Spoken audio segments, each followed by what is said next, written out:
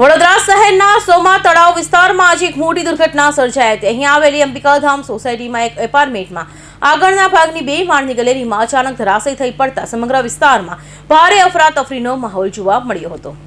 વડોદરા શહેરના સોમા તળાવ વિસ્તારમાં આજે એક મોટી દુર્ઘટના સર્જાઈ હતી। અહીં આવેલી અંબિકાધામ સોસાયટીમાં એક એપાર્ટમેન્ટમાં આગળના ભાગની 2 માળની ગેલેરી અચાનક ધરાશયી થઈ પડતા સમગ્ર વિસ્તારમાં અફરાતફરીનો માહોલ જોવા મળ્યો હતો।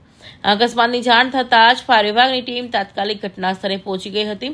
ગેલેરી ધરાશયી થવાને કારણે 2 વ્યક્તિઓને ઈજા પહોંચી હોવાના અહેવાલ મળ્યા છે, જેમને તાત્કાલિક સારવાર માટે ખસેડવામાં આવ્યા હતા।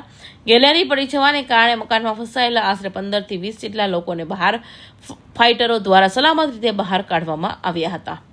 મારી બેન જ છે અને એને એક બેબી છે, નાની 1 મહિનાની જ છે, અને એક બાબુ છે। એ તો મારો ભાણિયો રમતો તો ને બોલાવા જાય હતી, અને ભાણિયો ઘરમાં ગતો રહ્યો અને ઊભી રહી હતી ત્યાં, અને સીધી પછી નીચે જાય।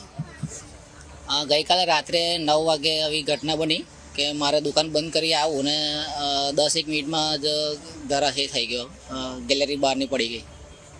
હા, અડધો આમ તો અમારે છેલ્લું ઘર હતું એટલે નીકળે એવું હતું નહીં, પણ ફાયર બ્રિગેડવાળા બધા આવીને અમને સહાય કરેલી। જારી કાપ તોડીને અમને નીચે ઉતાર્યા હતા એમના, એટલે એમનું કામગીરી સારી છે, ટાઈમે આવી ગયા હતા।